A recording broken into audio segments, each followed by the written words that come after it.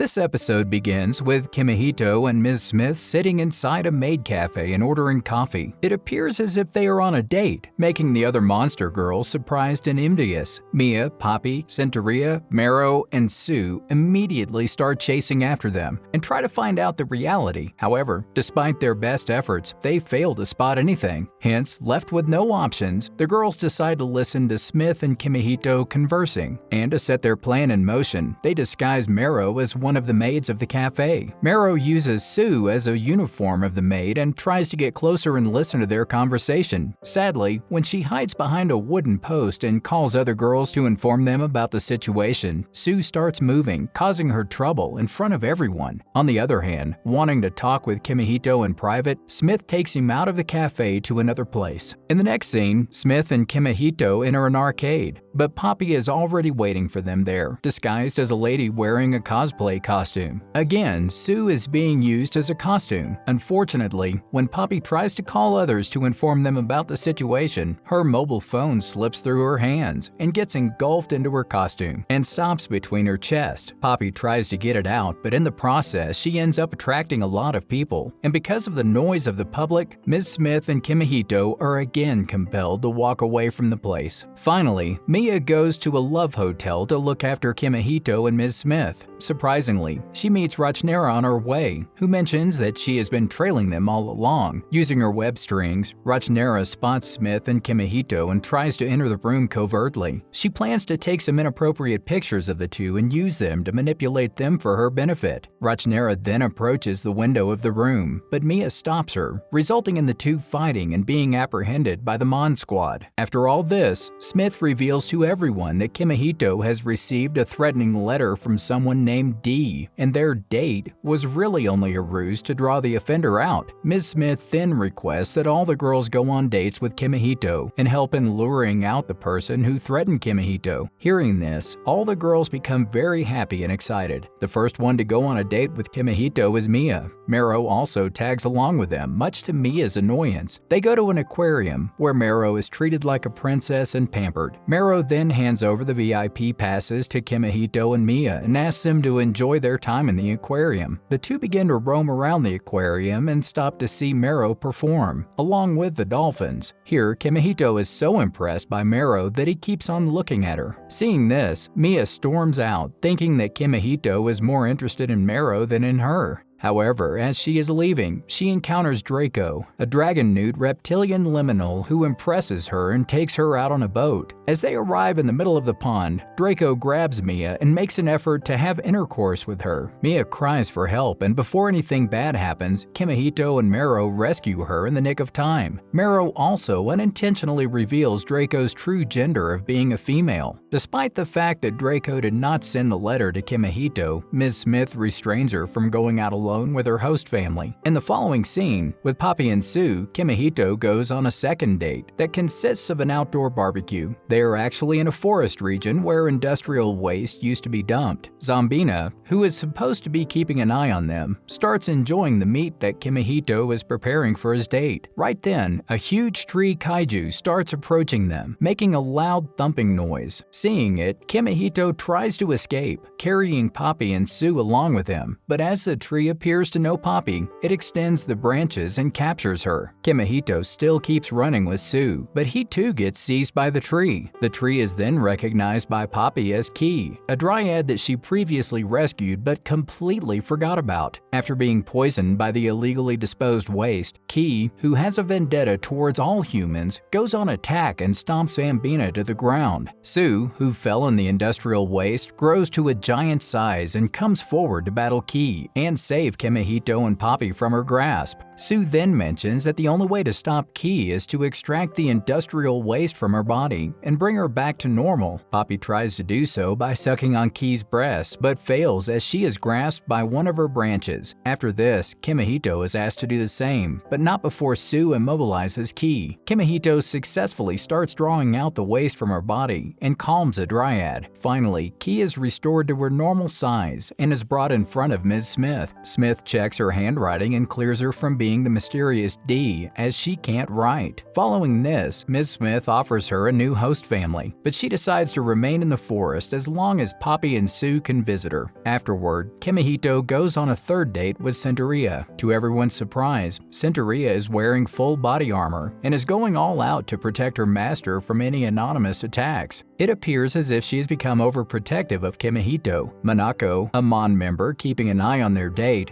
is flustered by Centuria's appearance and is also blindsided by Lilith, a demon who appears to be a kid but is actually an adult who likes playing pranks on people. Centuria then changes her uniform and returns back to her normal appearance, taking Kimihito on a picnic date. She unpacks the dishes she prepared for him, which appear to be all vegetarian. Clearly, Kimihito hates the dishes, but he still pretends to like it to make Centuria happy. But just then, Rachnera appears out of nowhere and claims that the food lacks taste. Centuria, who is experiencing inadequacy as Kimihito's servant due to previous instances, walks beside to mourn her failure. During this time, she is subjected to Lilith's hypnotic techniques through which Lilith teaches her ways to woo Kimihito. Returning to her master, Centuria lays Kimihito on the ground and starts rubbing her body on his, as suggested by Lilith. At first, Kimihito opposes her from doing so, but soon she also starts liking it. Lilith is also enjoying watching this scene, hiding behind a bush. Suddenly, a big, irate wild boar approaches her and starts chasing her. Kimihito notices this and throws his shirt over the boar's eyes, obstructing his vision. After this, when the boar tries to attack Kimihito, Centuria manages to control it. Kimihito then informs the distraught Centuria that he has always trusted her, and that she is the most loyal of all the girls. However, Lilith, who attempted her pranks on Rachnera, is found and harshly punished by Rachnera. At last, it is discovered that Lilith is not D either. Back at Kimihito's residence, Centuria gains her confidence back as she is given the responsibility of preparing the salad for everyone and implementing strict rules on others. The next morning, the Mon members, apart from Doppel, who isn't interested, decide to take matters into their own hands and have Kimihito date each other for a day. When Kimihito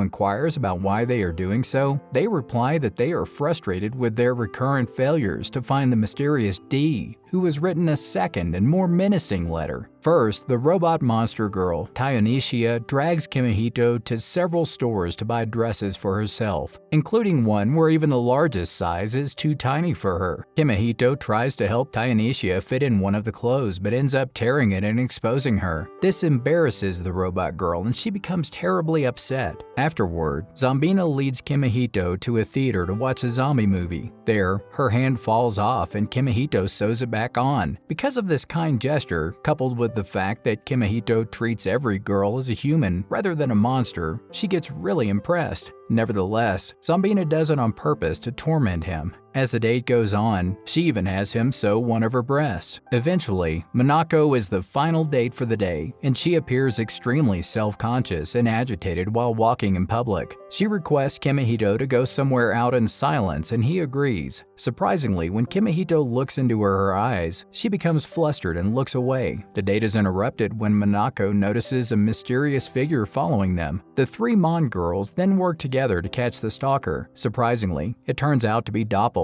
and he wrote the D. However, when he mentions that it was just a prank, everyone becomes surprised. Just then, a mystery female with blue skin and black clothing presses a scythe to Kimihito's throat, prompting him to realize that someone else delivered the second letter. Later that evening, Kimihito brings home a headless girl, claiming that she is the one who wrote the second letter. The girls are horrified to see the figure inside their house, especially Mia. Kimihito then decides to help the girl find her lost head, and heads out to search for it around the neighborhood park. Luckily, after a bit of searching, they find the head, which begins to speak to Kimihito and admits that the second letter was written by her. She also requests that he place her back in her body. Just then, an anxious policeman discovers them but panics when he sees Kimihito clutching the head. On the other hand, Rachnera is seen playing with the body of the headless girl at home, making her head feel something strange. The group then escapes and takes the head back home with some assistance from Poppy. After relocating the head on the body, the girl reveals herself as a Dullahan, a spirit of death, and says that she has come to claim Kimihito's soul, who is apparently close to dying. All the girls are shocked to hear this, and they are worried for Kimihito. In the next scene, the ladies plan to take Kimihito as far away from the Dullahan as they can, in order to stop her from taking his soul. First, Poppy tries to carry him and fly away to a safe place, but while she is flying, Kimihito, who is grabbed between her legs, touches her private parts, making her feel strange. With this feeling, she loses her focus and crashes into a big advertising board and falls to the ground. Luckily, Kimihito is saved by Sue, as he lands on her soft body. Secondly, Centuria carries her master on her back and decides to take him away to the sunset. Sadly, she too starts having visions of her and Kimihito spending some time together and loses focus, injuring him. Marrow tries to do the same but fails in a similar fashion. Later, Rachnera agrees with the Dullahan and claims that if she really is a Reaper of Souls, there is nothing they can do to stop Kimihito from dying. Hearing this, an emotional Mia also decides to die alongside Kimihito, as she loves him very much and she cannot bear to lose him. Annoyed, Kimihito proceeds to quit evading death and confront his impending demise, but to everyone's surprise, nothing happens to him. Back at Kimihito's residence, Smith is also there, and she reveals that the Dullahan's name is Lala, and she isn't really a Reaper of Souls at all. Smith further reveals that Lala has actually fled from multiple host families where she had previously lived. Lala replies that she was compelled to do so because none of the members of her host families cared for her. Witnessing Kimihito's kind and caring nature, she requests Smith to let her stay with him, and to everyone's surprise, Miss Smith agrees to the request and assigns Kimihito as her host. At last, Kimihito reveals that Lala's late case of the 8th grader syndrome is how he was able to see through her lies. A quick flashback depicts that Kimihito was suffering from the same syndrome when he was younger. Later, after Mia's most recent attempt to cook fails miserably, Kimihito discovers that he is out of food and that he is in serious financial hardship to buy more for himself and the girls. As expected, he has been nurturing several girls in his house, and the daily expenses have started to take a heavy toll on his budget.